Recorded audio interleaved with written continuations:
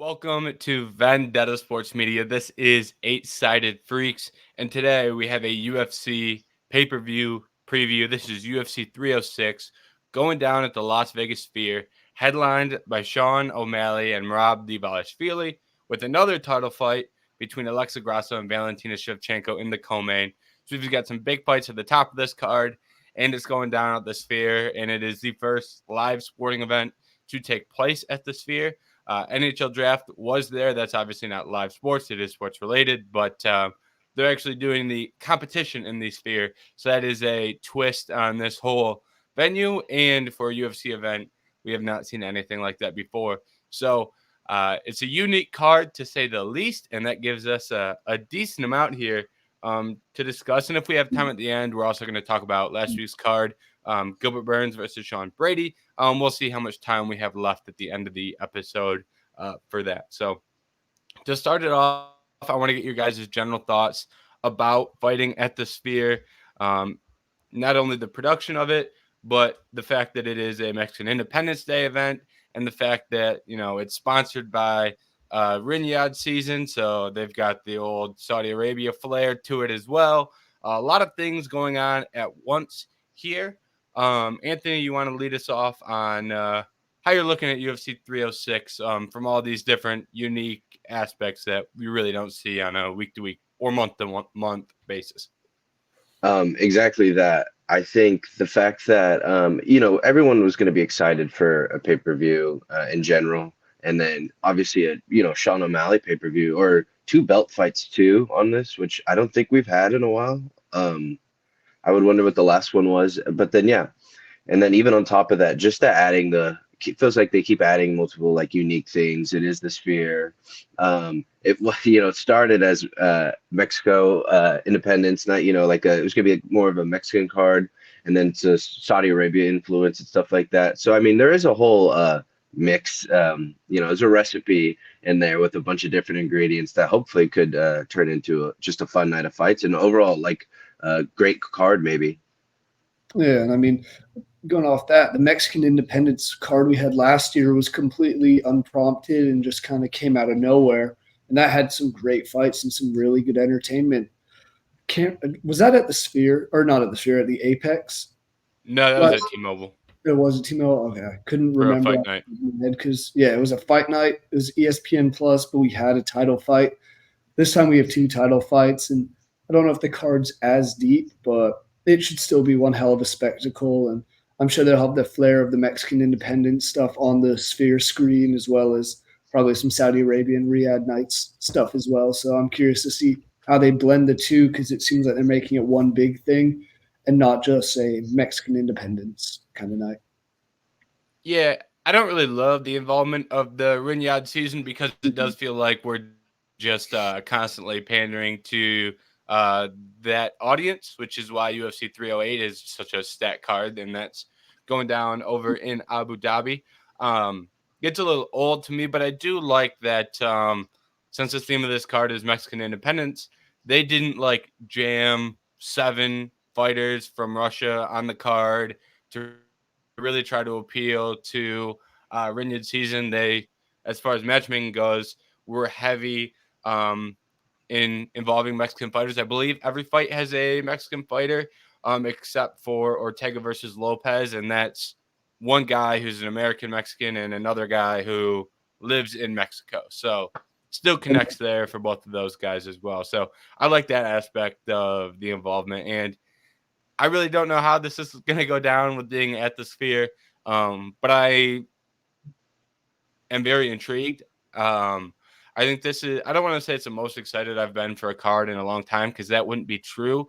But I do think this gives like a unique twist onto this card that, every other card doesn't have. It's something that you're never going to see again. It's kind of similar to UFC 300 in that realm where UFC 300 was just different. Obviously, it was an amazing card, but there was something about it being UFC 300 that made it unique. I feel like this being at the Sphere brings a similar level of uniqueness that you're really probably not going to see again. And even if they do go back to the Sphere, it will be, probably not anytime soon. So it's something that is going to be fun to experience as a viewer, in my opinion.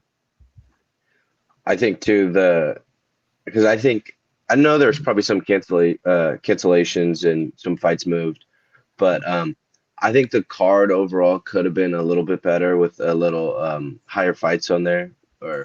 But like you were saying though, it's at the Sphere. So just from as a UFC fan or as a fight fan, although we were gonna watch the fights anyways, but this might be a unique experience, be able to watch some production, like almost watching a UFC event to see if they can really deliver on the production side of things. Which, speaking for all sports, I mean, the NBA, the NFL, the MLB, they can all deliver in that way. Like that's also part of that sport, or those sports in general, is watching those broadcasts and just the way they deliver on their huge events. So it'll be interesting to see if the UFC, besides just the product inside the octagon, can maybe deliver a more fun, unique experience when they try these big swings, such as like the Sphere. Yeah, I mean, we talked about it a little bit before we started with the NHL draft and how they've had concerts there. It's going to be just interesting to see how, because they use the screen a lot, it seems, for those kind of events, especially the NHL draft is the only sports related thing I think I've seen at the Sphere so far. It's going to be different with the octagon in it because my concern, like I said earlier, was how are you going to necessarily see from the back rows of these sections because it is built like an auditorium a little bit. And James, you were saying before that the front row might be the worst seats. It might be the most expensive, but you're not going to be able to see because everything's elevated and you're down low. I think there will be some issues surrounding that and the view people will have of this, but overall, I'm sure the UFC knows what they're doing and is well prepared for an event like this. Yep. And I do want to touch on the quality of the card. I think we have the top 3 fights on this card are all great fights in my opinion. After that, your quality does dip significantly, I'd say. The one positive is that a lot of these fights are booked for like entertainment. Like some of these guys may not be the highest ranked guys, but I think we do have some entertaining matchups. For example, Daniel Zellhuber versus Esteban Ribovics, which is we'll talk about later. It's on the main card, but I think that's going to be a banger. Ignacio Bahamondes versus Manuel Torres should be a banger. Irene Aldana, her last fight at UFC 296, which was last December. That was fight of the night on that card. So there's a lot of fighters on here that have produced very entertaining fights in the past. Joshua Van's an entertaining fighter. Yasmin Haregi's an entertaining fighter. Like it's just kind of filled with entertaining fighters, and I think that helps the quality of the event as a whole. I do wish we would have got a Brandon Moreno fight on this card. He did say he was injured and wasn't cleared to fight on this date, and that's why he's not on the card. So at least it's nice to know the UFC didn't just omit him purposely. I'd love to know where Yair Rodriguez is. Would have loved Yair Rodriguez versus Arnold Allen, Dan Ige, someone of that realm. But ultimately, I do think we have a solid card overall. Just would have loved 1 or 2 more fights of a high quality. Yeah, I like that you brought up. I know we've talked about Moreno on here before, but it seems like Yair's just nowhere to be found after that submission against Brian Ortega. And I wonder if it is something about that, if they don't want to overlay Ortega and Diego Lopes on this card or whatever it is. But Yair, I haven't heard anything about a fight coming up for him. Mm-hmm. Yep. All right. Let's get into the fights we do have on this card. We'll start right at the top at the main event. We have Sean O'Malley versus Merab Dvalishvili.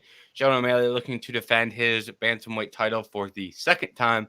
Merab Dvalishvili earned this title fight with 10 consecutive wins, 3 of which being over former champions. So there's no doubt that he deserves to be in here in a title fight. What do you guys make of this matchup? And what do you guys make of this being the fight to headline the Sphere? Jerry, I believe it is your turn to lead us off. I'll start with the fight itself, and I think in my opinion, this is a pretty straightforward fight. O'Malley's going to try and strike. Merab is going to try and use his gas tank to take him down as many times as possible and keep him down there. I think it's a standard striker versus grappler, which sometimes makes for very entertaining fights, sometimes doesn't. I think with this one, there's enough animosity between the two where they will try and finish each other. I don't think this fight will go to a decision. unless it's Merab like he did against Piotr Jan and take him down or try to take him down 50 times. I think if O'Malley wins, it'll be a knockout. I can see Merab doing a decision, but we'll get into all that predictions and stuff later. As far as this is for like being the main event, I think it's more the star power they're trying to get Sean O'Malley and his rising stock as a UFC fighter. I don't know because, I mean, I would have loved this to have been a Max Holloway and Ilya Topuria fight. We know we're getting that at 308 now. There was talks that this was going to happen on this card, or that was going to happen on this card. It's okay. At the end of the day, this will be an entertaining fight, and I think that's why we have 2 title fights as well, is because it's not maybe the biggest title fight you can have, but it's still a division that's very entertaining with the fighters that are very entertaining, not just in the ring but outside. And it's someone that people know and can put a face to for the casuals with Sean O'Malley. I agree. I think Sean, it's overall this fight is going to be huge because Sean is one of the biggest stars. However, I think we all would have wanted to see a Corey Sandhagen fight, probably headline, but obviously based off what happened with some things. But I do think, I mean, there was no other fight to make. I mean, this is the one. This probably should have been, made before the Cheeto fight, to be honest. But I guess you had to get Sean a free title defense a little bit. And I know they thought they could sell because of the history or whatever. But overall, I mean, I think this is what everyone expected. This is the title fight. They had to make. You couldn't escape this. You couldn't keep pushing Merab off. So, and then I think it's good that Merab is finally getting his chance because he waited a long time too with Aljo. Just when he was the top contender and when he had the belt. So Merab had to wait, and that was just on like friendship vibes. He had to wait, and then of course he had to wait to get a shot with how the UFC works, anyways. But so overall, I'm excited. And then, like you said, striker versus grappler. So we'll see if Sean. Sean has already beat Aljo, who was a striker versus grappler matchup. I know it's different styles, but we'll see if it can happen again. How it plays out this time. Yeah, and one of the things that I love about this headlining a massive event is just looking at the betting odds. We've got Sean O'Malley minus 130, Merab Dvalishvili plus 110. We have a closely lined fight, and this is a fight that I think you can make a very, very reasonable, or you could, explain a very reasonable path to victory for both guys. I could easily see both guys winning this fight in dominant fashion. I could see it being a close fight. There's just a lot of ways this fight could go, and I'm very interested to see how it goes. And I think that in itself kind of adds to this fight as a whole. If this was just, we think Sean's going to go out there and knock him out, and he's a minus 500 favorite, or we think Merab's going to go out there and out wrestle him, he's a minus 500 favorite, this fight wouldn't be as fun.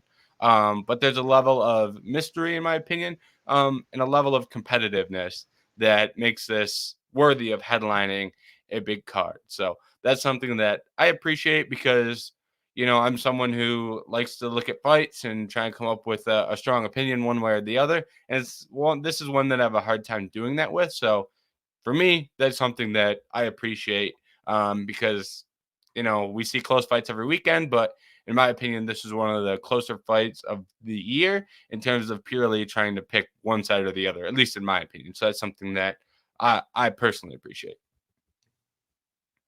Oh, most definitely. It's one that could go both ways very, very easily. And I think that's part of the intrigue of this main event.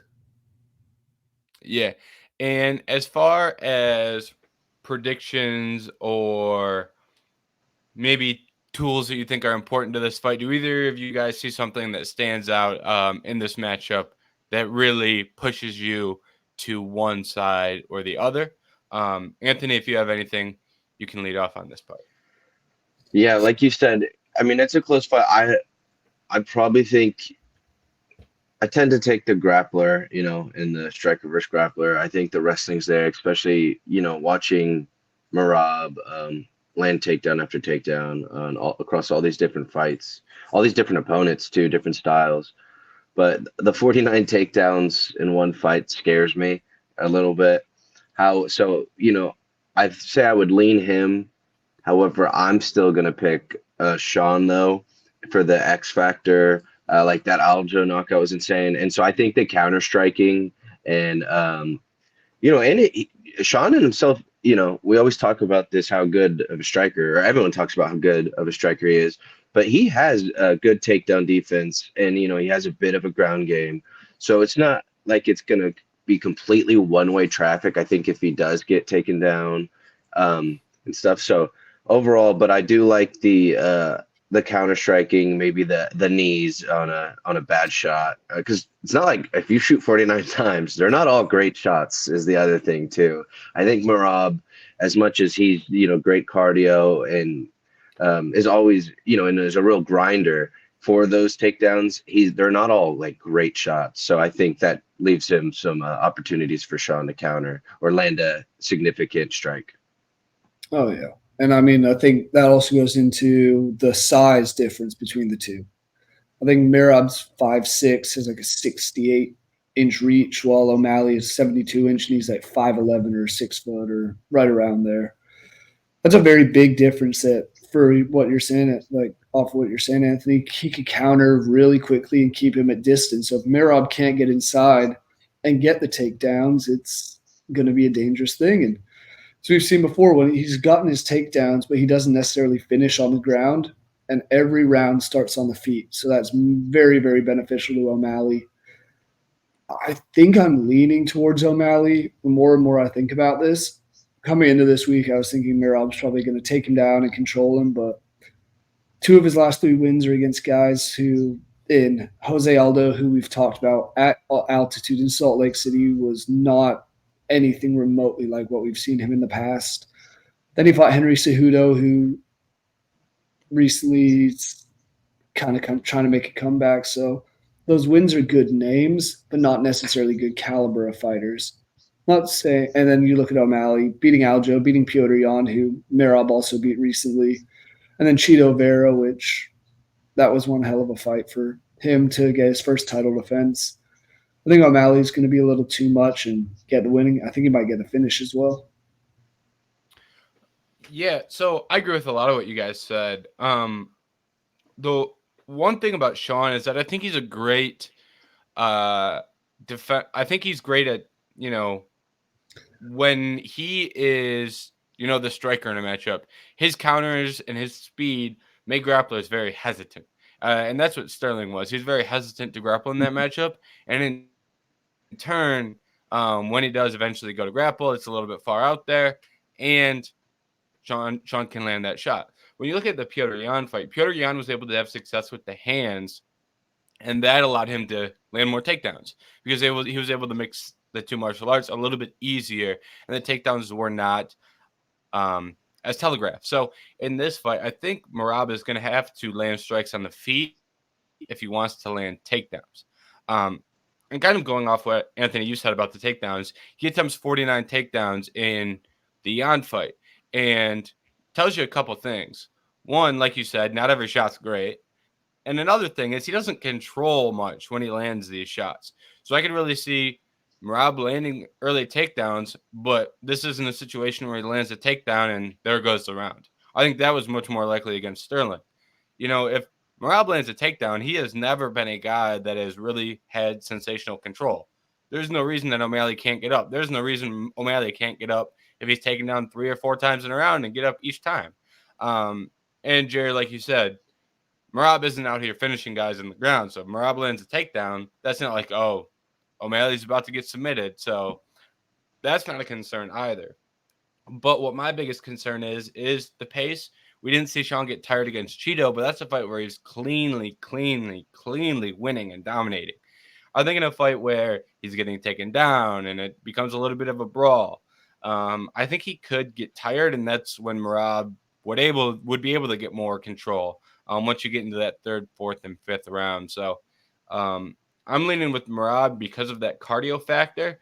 That said, it is like if Sean were to knock him out clean in the first round, would not be surprises at all. Personally, this is one of the harder fights I've had to call all year because I'm picking Merab, but Sean's going to have like 20, 25 opportunities to take his head clean off before Merab takes over. So I would not be the least bit surprised if Sean were to land the knockout here early. So close fight, but I lean Merab because of that cardio factor and getting late into the fight.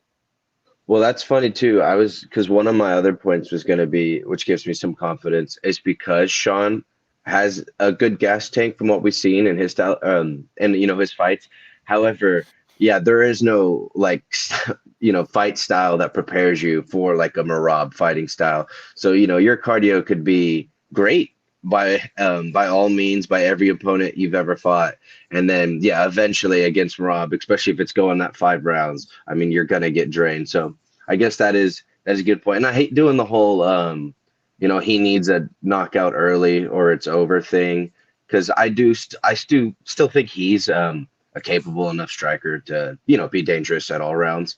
But I think, yeah, with the wrestling style of Merab and how good his gas tank is, definitely the first 3 rounds, I would say O'Malley probably wants to have a quicker night in the office. I don't know if he really wants to go in the deep water.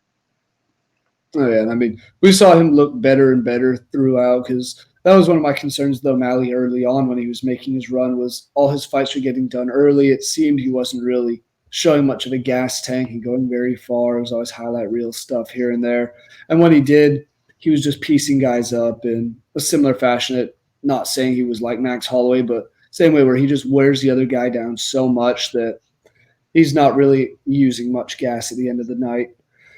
Then he showed me in that Aljo fight. I know he got done quickly, but it was really the Piotr Jan and the Cheeto Vera fight, where he was still going hard against Cheeto at the end. Same sort of thing, where he was getting kind of piecing him up a bit.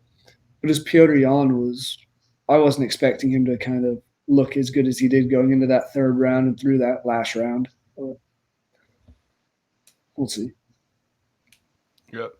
Any closing thoughts here on the UFC 306 main event before we take it down to the co-main? Nothing? All right. It should be fun. And I'm excited. I wonder who the crowd's going to be behind. That's a great question. Because Merab being Mexican independence, he's been doing a bunch of that. We've seen him wearing like it's a poncho around and the sombrero. So, and then there's O'Malley, who everyone kind of just likes. And I'm curious to see who the fans are going to be picking.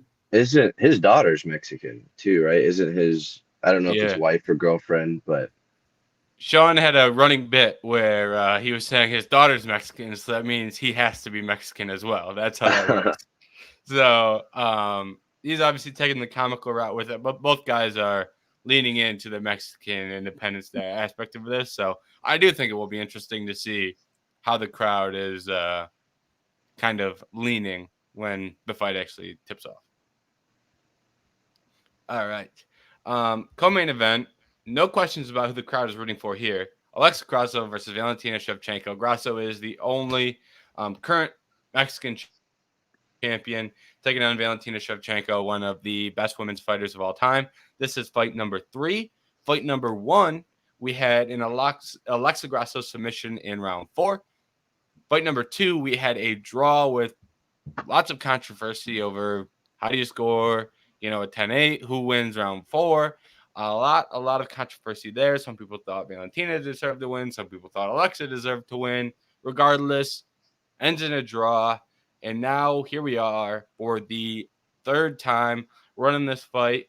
And I assume the last time, I assume they're going to try and get this one in the books here, because we do have Manon Fior waiting in the wings, and there's a clear title challenger up next. Regardless, this is a fight that is ended up becoming very big in terms of the history of this women's bantamweight division. Right now, the odds have it fairly closely aligned, with Alexa Grasso being a small favorite, minus 135, to Valentina Shevchenko, plus 114 as the underdog. What do you guys make of this matchup? Jerry, I believe it is your turn to lead us off. I'm still scared that we're going to have a repeat of what happened in the men's flyweight division. I know at that point we didn't really have a clear another title challenger like we do now, but Moreno and Davis and Figueiredo, they had their 3 fights. It was a win, a draw, and a win each way. So they needed a fourth. I'm scared we might get a fourth after this because I think Shevchenko needs to show something. And she's already spoken out about not wanting to fight on Mexican independence card again after the controversy of last year. Crowd's going to be against her, so I think she's going to have to really pull something out of the fire. And I'm not necessarily sure she does. I'm kind of pulling for Grasso to put an end to this trilogy and quadrilogy or quadrupledy, or whatever the hell the word would be for if we had to have a fourth fight. So it's one of those things that I want to see divisions keep moving, and that's just my big concern coming into this. Is if Shevchenko does win, what happens next? Are they going to do another one, or is it going to be Manel Fior? And moving forward, I'm not sure, but it should be a fun fight. We've seen it before, so. Yeah, overall, I think it could be just a nice little trilogy.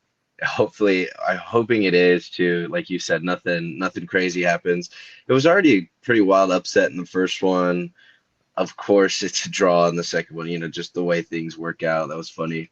But I mean, also not to pick the winner here, but yeah, Grasso on Mexican Independence Day and stuff like that to re-get the belt, or to just defend the belt, I guess, and truly put an end to the trilogy would be a nice way to like walk off into the sunset, at least with this chapter of her career.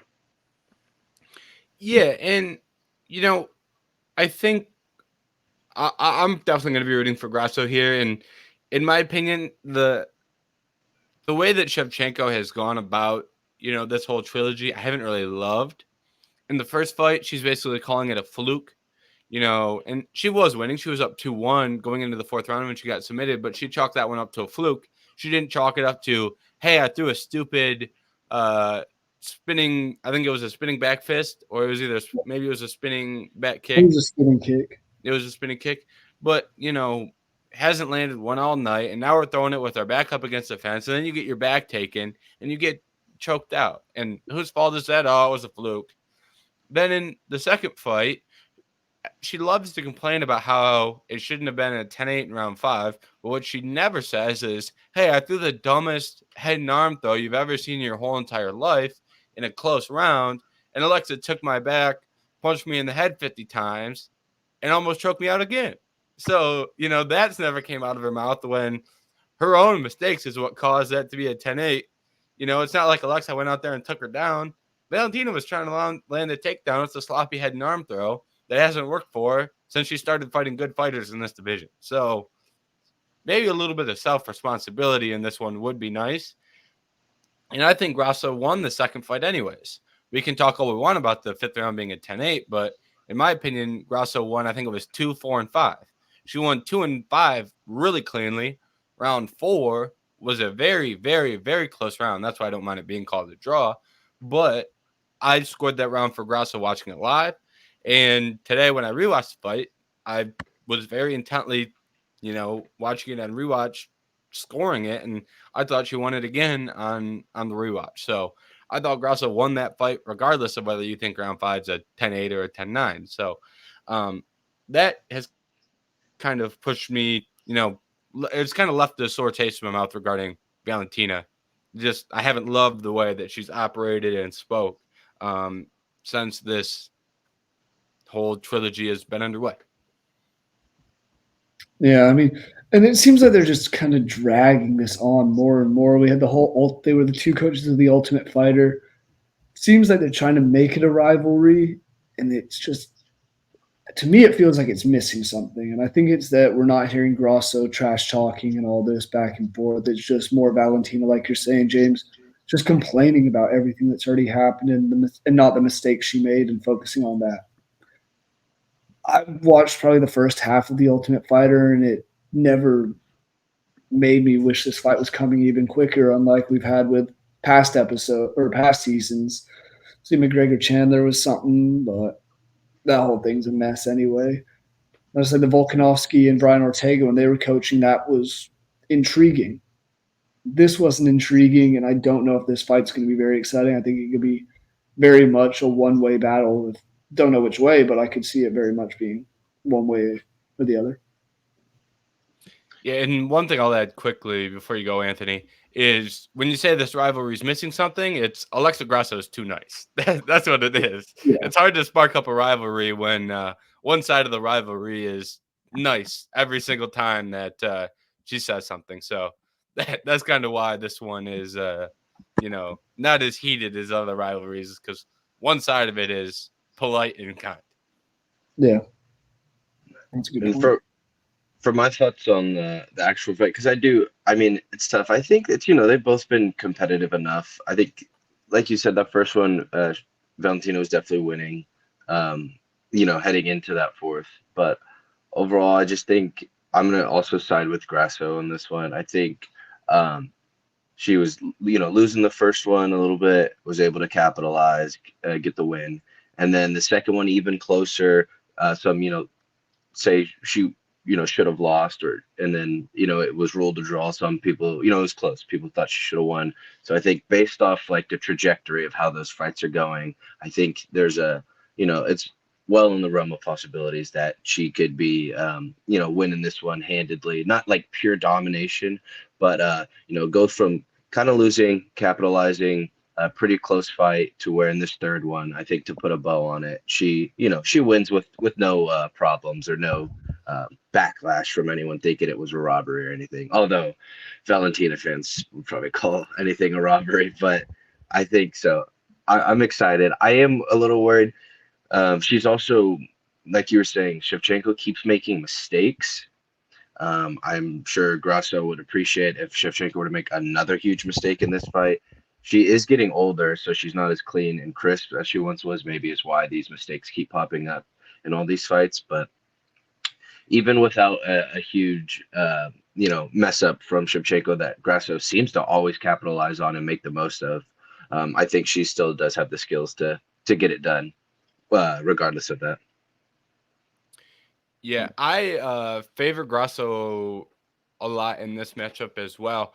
And I think there is a lot of reasons, but I just think one of the reasons we see mistakes from Shevchenko is because I think she's a little bit overconfident, borderline ignorant. She was dominating this division in a time where your title fights are Jennifer Maia, Lauren Murphy, Jessica Andrade, who's great, but great at 115, not 125, when there becomes a significant size disadvantage for her. And I think we've seen this division roll over cleanly into a new generation of younger fighters that are much, much, much better. Alexa Grasso, Aaron Blanchfield, Manon Fior, Natalia Silva. This generation of women's flyweights is 10 times better than the one that Valentina was ruling over when she was defending this belt over and over and over again. Caitlin Chukagian, another girl she defended against, who is losing to these up-and-comers like Macy Barber, for example. And I think those negative tendencies have spilled over into fights where she can't afford to make those mistakes. You can't afford to throw that sloppy spinning back kick. You can't afford to throw that sloppy head and arm, right? So I think we're seeing that. But I also think that we're seeing one fighter get better, one fighter get worse. Alexa's 31. Shevchenko's 36. Alexa, when you're looking from fight to fight, she's improving, and she also has things that she can watch the tape and go, here's where I can improve. If Valentina improves, it has to be kind of more technical improvements, but Alexa can actually become a better fighter. She can actually go out there and make her takedown defense better and make her grappling better, and she's not getting taken down as much, and then she can use her hands.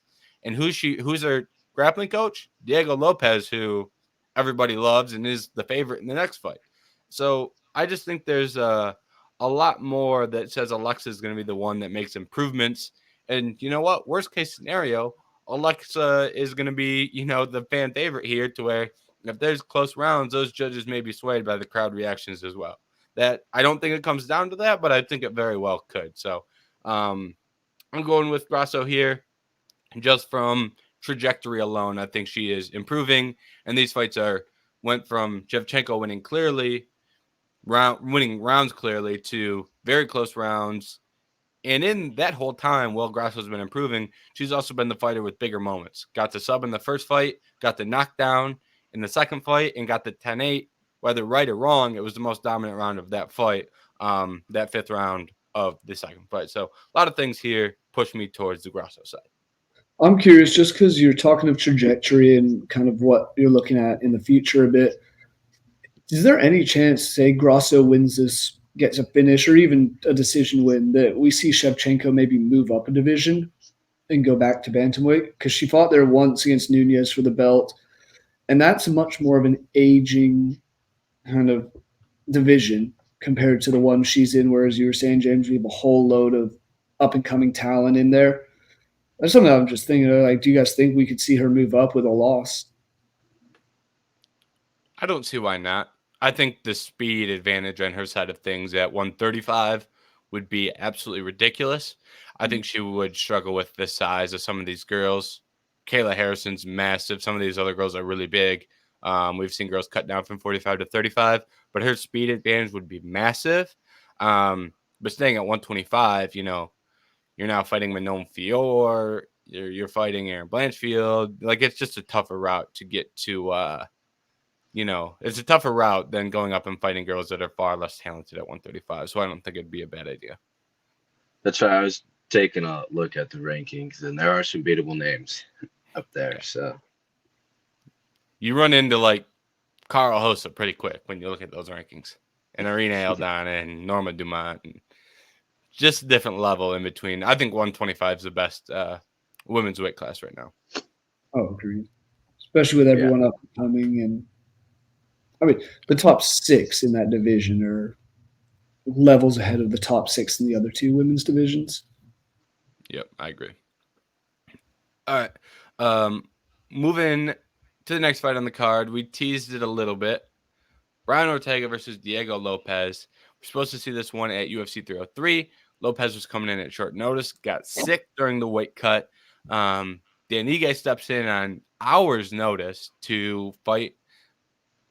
Diego Lopes still gets the win, and now they're rebooking this fight. Lopes gets his wish of fighting at the Sphere, and Ortega is still the matchup. This one is going to have high stakes at 145, especially for Lopes. We've got that 145 title fight coming up in the next couple months. Someone's going to have to separate themselves and become the next title challenger.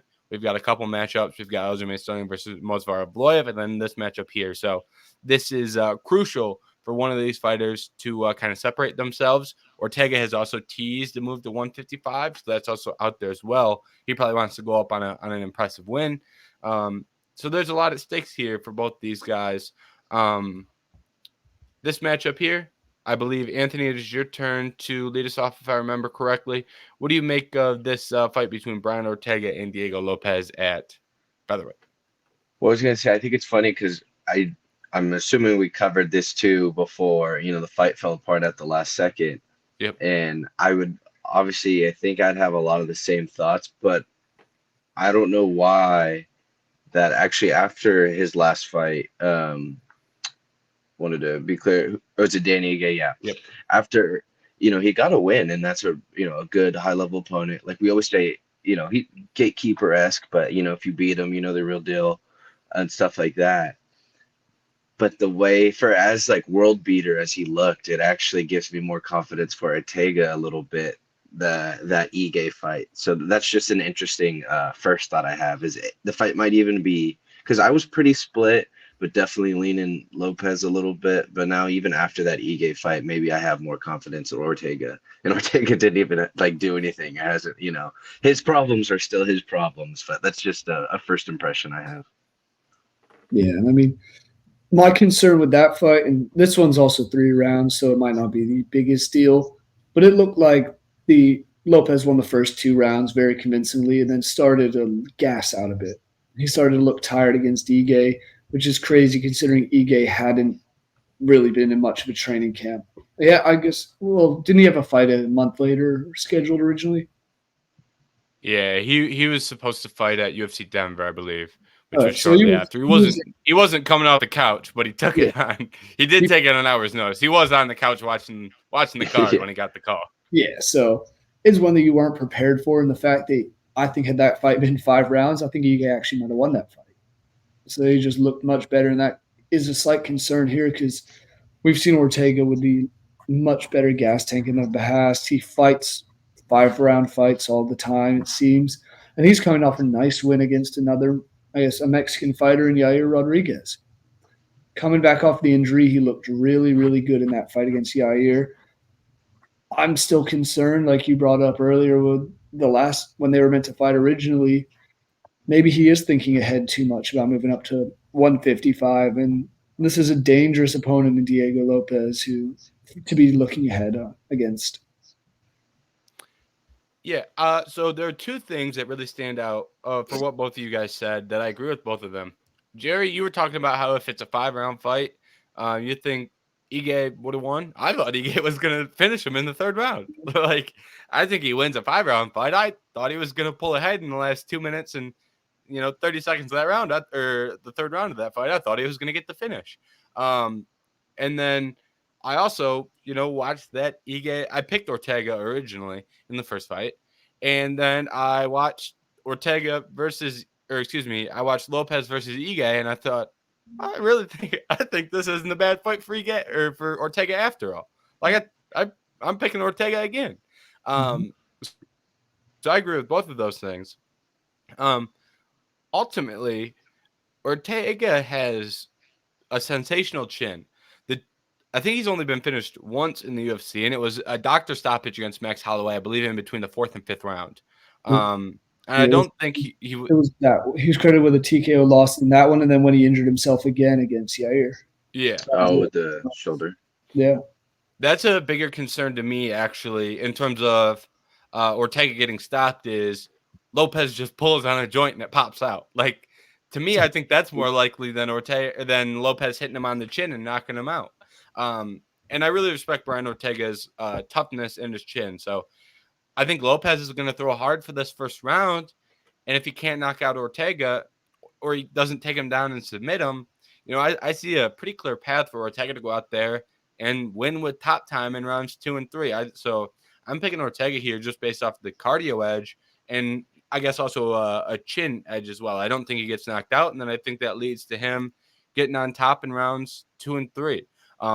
That said, you can't have what happened to Ige happen to you. You do have to win that second round. You can't kind of have that second round. You can't wait for him to gas out during that round. You do have to go out there and win the second round. It's a lot easier to do like a Jack Hermanson versus Joe Pyfer and just not get finished in the first 2 and then take over in 3. You kind of have to take over in that second round at some point. That is a little bit tougher when it's a 3-round fight. But point being, I still think Lopes is going to be, the one that wins this fight via top time at the end of the day. So also think it's going to be a great fight. As long as these two are standing, I think it's going to be, them trading a lot of shots. And Ortega has never shied away from a brawl. And for better or worse, he has never shied away from a brawl. And the guys who have taken him out in striking-based matchups have been the best strikers in the world, Max Holloway and Alexander Volkanovski. So it's kind of a different class here, in my opinion, in terms of technical ability. And that's something that I'm interested to see. I was interested the first time, but because these two guys are both such high-level BJJ artists that the ground time could be very, very intriguing, unlike with Dan Ige, who he's much more of a stand-up guy. If Diego Lopes is only winning rounds against Ige, because I think he got a couple takedowns in that second round, but I would need to rewatch that fight. I don't think it's going to be as easy to get those takedowns against Brian Ortega. And if you do, he has more of a transition game to get back to his feet. And that's just something that I could see being a difference maker of once Ortega's back to the feet, maybe he does piece him up a bit and then feints a takedown or gets him on his back instead. So that's what I do think. We always joke about too of how Ortega is, a great fighter and can beat, just about anybody that's put in front of him. But when he runs into those top tier guys like Volk or Holloway, he loses badly, or maybe a Taporia when we're joking if that fight were to happen too. So I don't know if Lopes is quite on that level, as much as amazing as I think everyone thinks he is, for such a fresh face and someone that's super entertaining to watch and as fun as he is to root for. I don't know if he's quite there yet. So I think Ortega's durability and finesse, on the ground as well, and like you said, the cardio just could prove issues for him that he hasn't really seen, because he finally just got a real test, or one of the because I do think Sadiq Yusuf is a great striker too, but he just got his real test of like top contender level talent against Ige, and he struggled with the cardio, and was even losing that third round. So overall, I think it's just I hope we do get to see some ground game. I hope it doesn't cancel out. I think at one point, hopefully, we'll get some good back and forth there. I just don't have a lot of faith in Ortega's offensive wrestling to make it happen. Is the only thing. As much as I think that is an avenue for victory for him, he will need to get the fight there eventually, though, and that could be tough for him. But overall, I think I am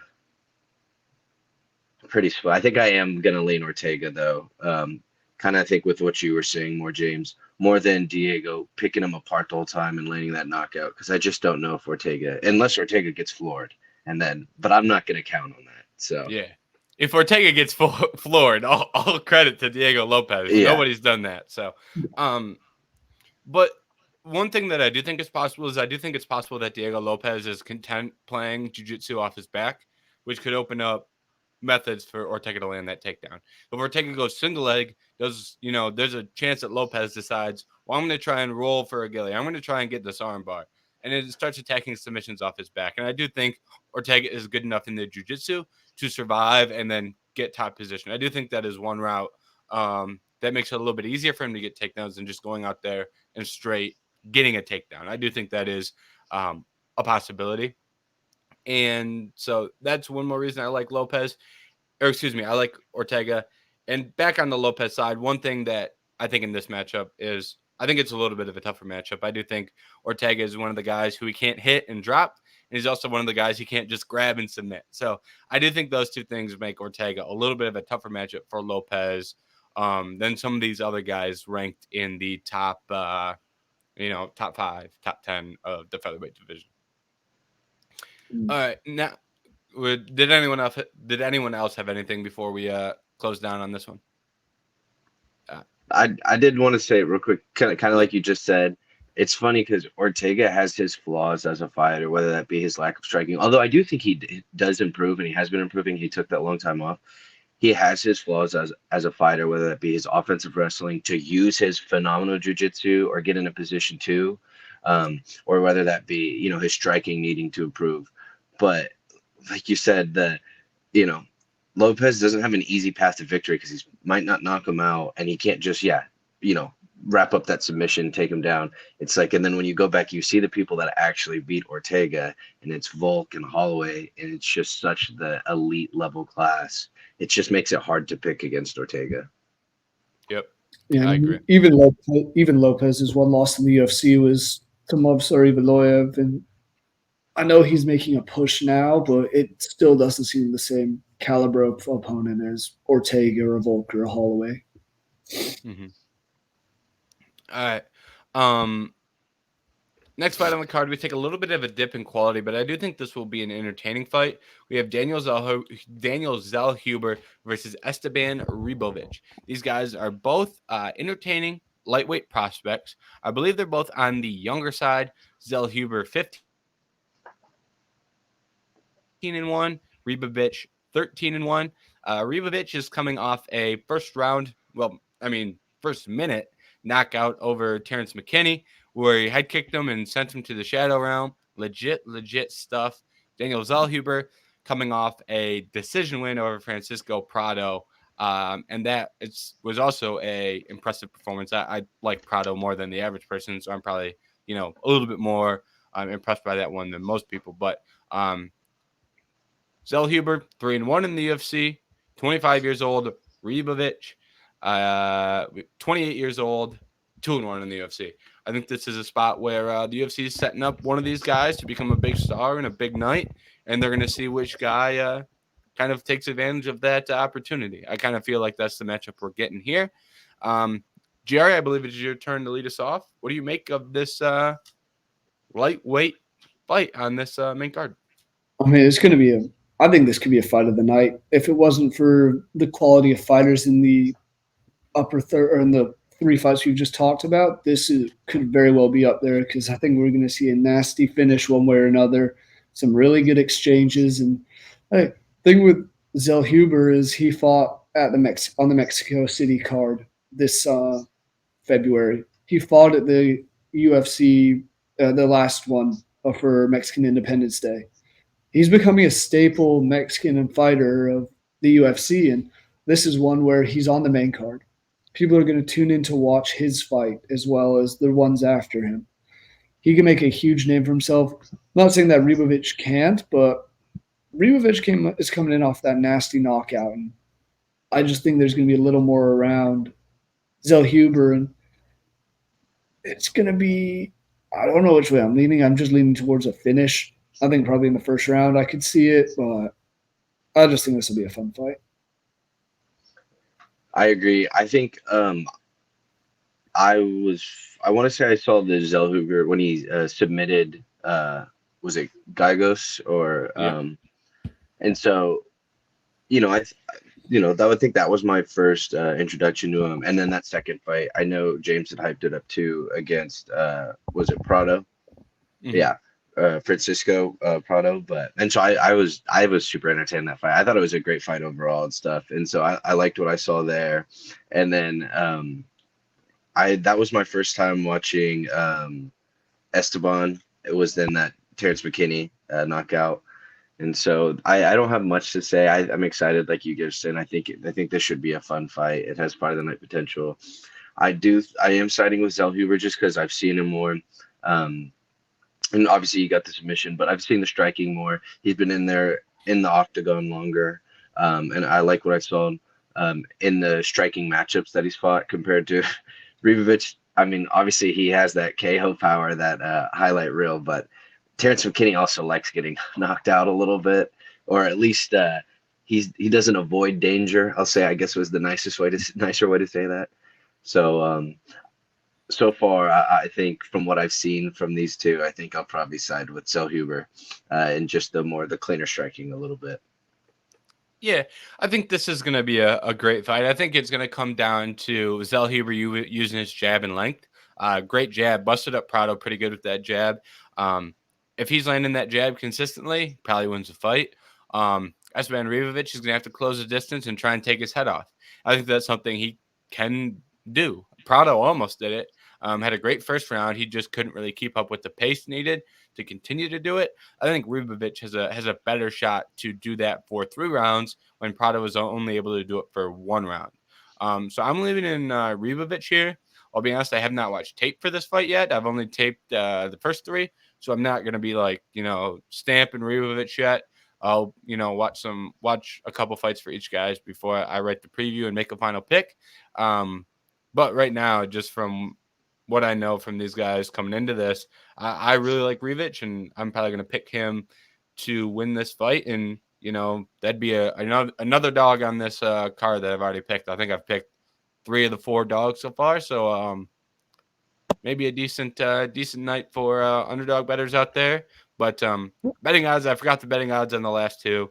Diego Lopes minus 180, Brian Ortega plus 150. This one, Daniel Zellhuber minus 220, Esteban Ribovics plus 180. So those are the odds on this fight and the last fight. So once again, close fights, but leaning the dog in both of those matchups. That makes this card intriguing, though, also, is the fact that we can be picking the underdogs, whereas we've had many cards recently where you're like, nah, there's no point in really looking at the dog. And this one, it's the odds either aren't good enough or something like that. There are in this. I like a lot of these dogs as well, and it just means we're not sure. And we watch a lot of UFC combined between the 3 of us, and it's the fact that we're still picking underdogs means we have faith in these being good fights. I would say also plus 180 is pretty good odds in someone that has that much power and is that dangerous. So never mad at that pick. Yep. The last fight on this UFC 306 main card is definitely the worst fight on this main card. I kind of assumed this was going to be a prelim fight. With all due respect to this is Ronaldo Rodriguez versus Ode Osbourne. Ronaldo Rodriguez 1-0 in the UFC, win over Dennis Bondar. I picked him to beat Bondar, and I bet him to beat Bondar, but it was because Bondar is god awful and was 0-2 in the UFC. So him beating Bondar doesn't be like, oh, here we go, we got a prospect here. It's kind of like, you know, if you didn't beat Bondar, you might as well just retire, kind of talk. So, Ode Osbourne, on the other hand, when I saw this fight announced, I didn't know he was still in the UFC. So, you know, we kind of got one here that's a little bit of a not that great of a fight, we'll just say. So, looking at this, what do you guys make of this fight? Jerry, go ahead and lead us off. Honestly, I'm surprised it isn't like a Raul Rosas Jr. opening up the main card, considering it seemed like the UFC has something there with a guy who could be a star in the future. And they've done it before, too, though. Yeah, they've let him off before, so. And this just is not an intriguing fight. I don't know which way this is going to go. Ode Osbourne's been terrible. I saw him fight Asu Alambayev, and he got choked out pretty quickly. So I think I'm going to lead Ronaldo Rodriguez. He's the favorite in this fight, not by much, but I just think it's a Mexican Independence night. Tough time for the Jamaican. I have nothing really to back that opinion, but I just have a feeling Rodriguez will get it done somehow. I think too, sometimes when we always cover these pay-per-views, sometimes we'll be like, and I think it's weird because it could be so like different for each person, but like, that's a great fight for the first one, like to open up the card, like, good pick. And then I feel like after I say that, I'm like, is that really important? And then I see this and it's just like, okay, that's why I do that. It's because wasn't Torres versus Bahamundes originally the opener for this, or was it the card just not decided yet? I don't know, but that was going to be something I shouted out in final thoughts, and I was going to say that would have been my pick for first fight on the Okay, maybe it wasn't decided. I thought it was originally, seeing the list, that it was at least going to be on the main card. But yeah, I'll keep it short. I don't know if I saw that first Rodriguez fight, to be honest, or if I didn't really remember it. Maybe. And yeah, Osbourne, not only is he, I guess not crazy old for that division, but I don't think he's the most talented person in that division. So I just hoping for a fun fight at least to open the card. So we'll see. Yeah, Ode has been a guy I've had hope for in the past, but it just gets to a point where you underperformed in this fight. Now you underperform in this fight. Now we're underperforming again. It's just kind of like, at what point is it no longer underperforming and just meeting your own standard? This is kind of the way I feel about Ode Osbourne. And I don't think he has great cardio.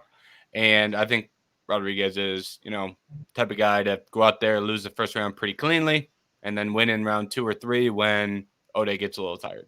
I just think that's kind of the way this fight goes. So I'm picking Rodriguez, but like, if Ode were to land something crazy and knock him out in the first round, Rodriguez isn't that good. So it's like it's entirely possible. Yeah.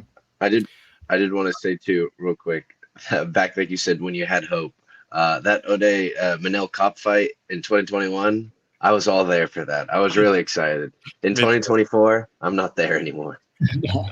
Yeah, that's a great point. All right, let's touch on some final thoughts on the rest of this card. Whether it's main card, something you want to shout out, whether it's we don't even have early prelims. We only have 10 fights on this card prelims. Believe that is part of, can't really book out the sphere for that long, and they probably got a limit on how long your show can run, and they're putting stuff in between fights. So the run time is probably going to be slightly long. Kind of prohibits the amount of fights. That's my assumption, at least, of the situation. So we only have an additional 5 fights that we haven't talked about. What are you guys looking at on the rest of this card? What would you like to shout out? Anthony, I think it's your turn to lead us off. I guess that is crazy. I was curious about the 10 fights thing, and I do want to say another reason where if they really just loaded this up, you only had to do 10 like good fights. You think it could have been, but I'm not going to hate. It hasn't happened yet. It could still be great and everything. But I'll just pick with the Rosas. I like Jerry said, I think such a missed opportunity to not have him like open up the card. I think he took that one loss, but I don't think the hype train got really derailed at all. I thought he bounced back pretty quickly. Rosas with his next two performances. I can't remember if he got the knockout after or before that fight, but I know he got, I believe, a submission. Um, Yeah, I next believe fight, it check in real was quick. knockout over Terrence Mitchell, and then he picked up a sub over Ricky Tercios. Yeah, so I and that believe was that's after the loss. Mhm. So that's what, so I think he's bounced back fine. I still think, oh, he did that whole Chihuahua thing too last time, and some people liked that. But so yeah, overall, I mean, I think he's just one of the better names on this card as a whole. Not even probably maybe the biggest name outside of those top three fights. Um, so I think this is a very winnable fight for him. I think it can be a bit of a layup. So we'll see if he can get everything going, and that could be a good first fun fight. Yeah, and at the end of the day, he's still 19, so Yeah. it's still that intrigue. And I do like, if he wasn't to kick off the main card, I am glad he is kicking off the prelims, just because that'll get people watching and it'll get the fans excited. And I'm assuming we'll have a finish. So I'm always here for a finish in the first fight of the night. Sets the tone for the rest of it. If the crowd's going crazy, more of these fights are going to be entertaining. So don't hate him being the first opener. But outside of that, probably the one, James, you were going to talk on, Manuel Torres and Ignacio Bahamondes. Good fight, fun fight. There's a reason they both opened up at minus odds. I'm surprised, like you said, this isn't the featured prelim or even the opening of the main card as well, considering Torres opened the main card for the Royval and Moreno fight in Mexico City and had a first-round submission. Yep. I like both of your guys' shout outs. I'll kind of do some roundup here because I like pretty much there's a level of intrigue for me for every fight on these prelims. I actually think the Rodriguez versus Ode fight might be the worst fight on the card. So it's weird that it's on the main card, but whatever. Irene Aldana versus Norma Dumont. Irene Aldana coming off, the best women's fight of definitely last year, one of the better women fights of all time versus Carla Hosas. So I mean, gonna have to tune in here. Training partner of Alexa Grasso, has fought for a title. Irene Aldana, I'm personally a fan of. Think she's an entertaining boxer. Yasmin Jauregui versus Katlyn Souza. Jauregui's in my opinion, one of my favorite women's prospects. I love her boxing. Think she's very good. It's another name to watch out for. It's a tough test against Katlyn Souza. She's a dangerous fighter. Josh Van versus Edgar Chairez. Chairez has performed on, I believe, several of these cards. I think he's been in Mexico City. I think he was on the last UFC Noche card. So he's been a guy who has fought on these cards and had some good fights. Josh Van, every time Josh Van fights, sign me up. Think he's an outstanding prospect. A little bit on the younger side, actually a lot bit on the younger side. I think he's 21 or 22. Definitely very young. And coming off a knockout loss, kind of an upset loss in his last fight. Thought he was going to win that fight. He is winning the fight. Looks like he's about to turn a corner, and then he gets eats a shot, gets knocked out, and he's stepping in on short notice, coming off 2 months removed from a knockout. You pick up a win here. Hats off to you because he's taking this at far from ideal circumstances. So all three of those fights, those are the last three fights in the card that we haven't discussed. So we touched on every fight, and I think there's a level of intrigue for every single fight on this card aside from Ode versus Rodriguez. So in that regard, I think there's a level of interest here for everything we've got this week. Question for you, because you might remember more than I do. Edgar Chairez, he fought on the UFC Noche last year, and his fight I was looking at was overturned. Do you remember why that was? Yeah, I believe that was the Daniel Lacerda Yeah, choke where he was choking out Daniel Lacerda, and they ruled the ref thought he went unconscious, but Daniel Lacerda didn't go unconscious.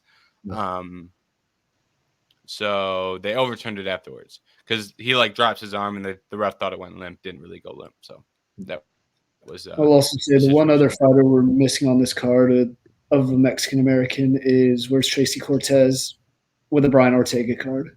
I don't think the UFC is gonna do that anytime. It's in Ortega's contract. That can't happen. No, I was just looking at the Noche. I was looking at the Noche card from last year, and she was one of the earlier fights on that. So, yep, just a shout. That's funny. All right, we're not too far past an hour, so let's touch on last week's card a little bit.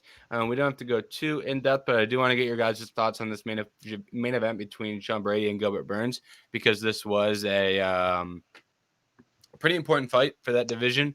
Brady's now, I believe, ranked 6th, so borderline top 5. Gilbert Burns has been a massive name now coming off a loss.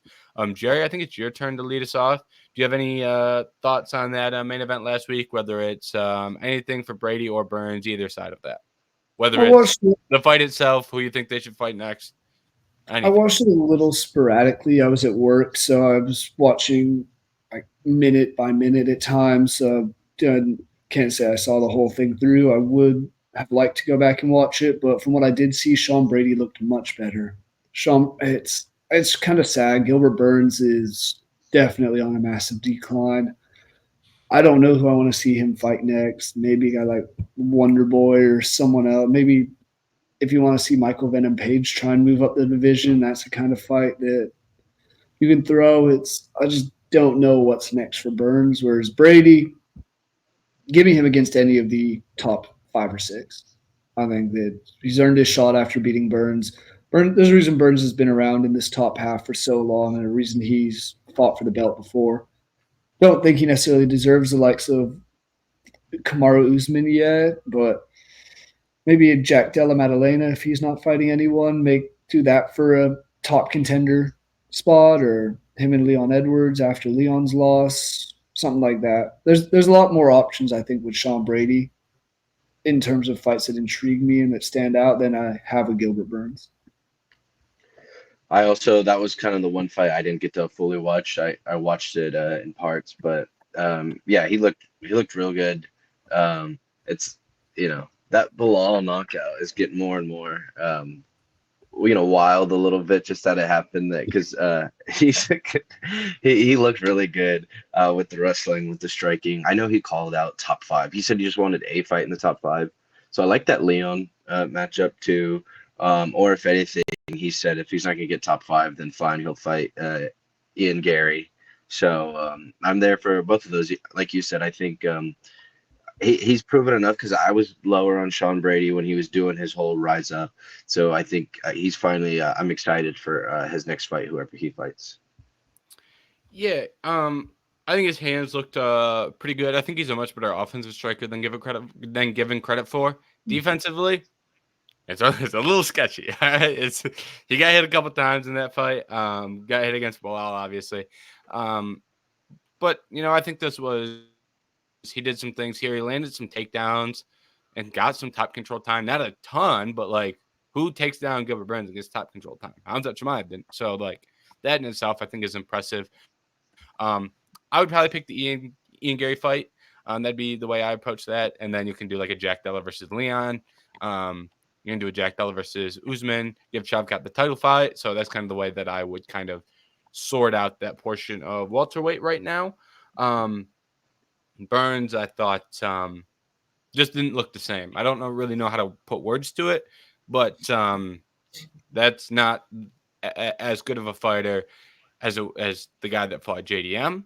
It wasn't as good of a fighter as the guy that fought Hamzat, whoever you want to name. It just wasn't the same guy. There was just something that was off about it. I kind of struggle to put words to it, but just something didn't quite click kind of when you're watching him like it did, even 6 months ago to a year ago. It's just kind of different, in my opinion.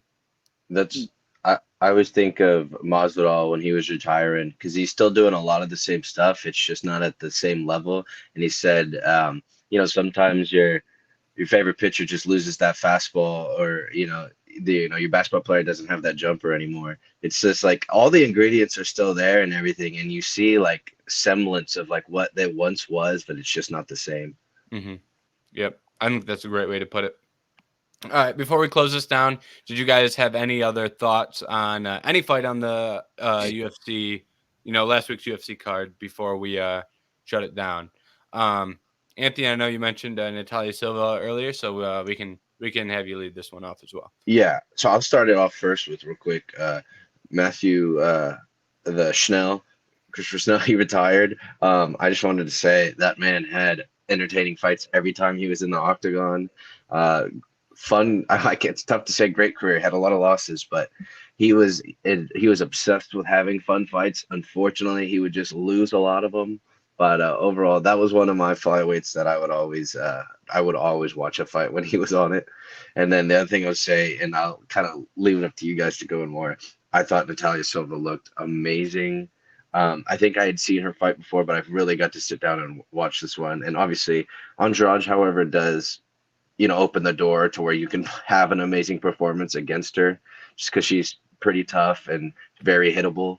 But no, I thought Silva looked amazing in this, and I think she should get a huge push from the UFC. I think that is a great fighter, a great name that could bring some fans to women's MMA. Oh yeah, absolutely. She's on the rise, and I'm excited to see what she does next. That's kind of the only one from that card that I'd really put a shout out on. There were some other good finishes, but I want to just throw some credit to last night, Dana White Contender Series. Navarro Sterling knocked the living hell out of Philip Latu. Walk off punch KO. That was gorgeous. One of the best knockouts I've seen in a while. Yeah. So I've got a couple things real quick. Also love Natalia Silva. I mean, I think on this podcast, anytime there's a chance to bring up Natalia Silva, it will be taken. She's got fans around here, and that was just another fight where she's out there landing a lot of damaging strikes. There's just something about her that's a little bit different when she's throwing strikes. The kicks are ridiculous. She's just literally different. They actually land, Yeah, they land too. unlike other women's MMA. Yeah, she throws crazy ass kicks and they do damage. It's great. I love it. I think my only concern with her is I think she's a tad bit small for that weight class. Where you just put her in a face off with Manon Fior, the size would be ridiculous. Mm-hmm. I kind of wondering if she would ever move down to 115, but as far as skills and talent, check, every box. And then Andre Lima, a guy that I've really liked since he fought on Contenders. I loved him on Contenders. He was in my top tier of prospects, top 5 guys from last season. He's been known as the guy who won via disqualification because he got bit. But everyone just ignores the fact that he's actually really, really good at MMA. And the guy who was fighting that bit him was also pretty good at MMA. So I'll give a shout out to Andre Lima because since he got bit, people will just be like, oh, that's the dude who got bit, and not, oh, that's the dude who's really good at fighting in an octagon. So he deserves a shout out as well. Overall, entertaining card. I will also shout out Contender Series. Not Navajo Sterling, nothing against Navajo Sterling, but the Josiah Musa guy that won a close fight. I think he is a guy that I really, really like. The physicality and cardio, just don't see it. The one thing that I've learned over the last year is if you have physicality and cardio, it doesn't have to look pretty. And I think Josiah Musasa, is going to get tossed in that bin of guys who it's not going to be fun. It may not look pretty, but if you're fighting him after about a round, 2 rounds, it's not fun anymore. It is. You're no longer having a good time. You're tired and getting hit hard. So I think Musasa is going to have an interesting UFC run. Maybe he's not any good, but maybe he surprises a few people. I'll just say that. Oh, yeah. All right. Covered UFC 306, every fight on the main card, actually every fight on the prelims, and we dove a little bit into most recent UFC card and some Dana White Contender Series. So we hit just about every base here possible today, and we'll be back next week doing it again. Gonna recap UFC 306, and hopefully we have some good fights. I'm kind of optimistic about this card and its entertainment quality. So hoping next week we've got another great episode here, breaking down fights, 2 title fights. So there's going to be a lot to discuss, especially at the top portion of the divisions, and some number 1 contender fights as well to look at. So, and some prospects. So we're going to have plenty to talk about next week. Make sure you tune into that episode. But thank you for watching this episode. And if you want more UFC 306 content, make sure to check out UFC 306 preview and predictions. We'll be on MendozaSportsMedia.com, as well as Best Bets will be up on the website as well. So that's everything we've got for today. We'll see you next week.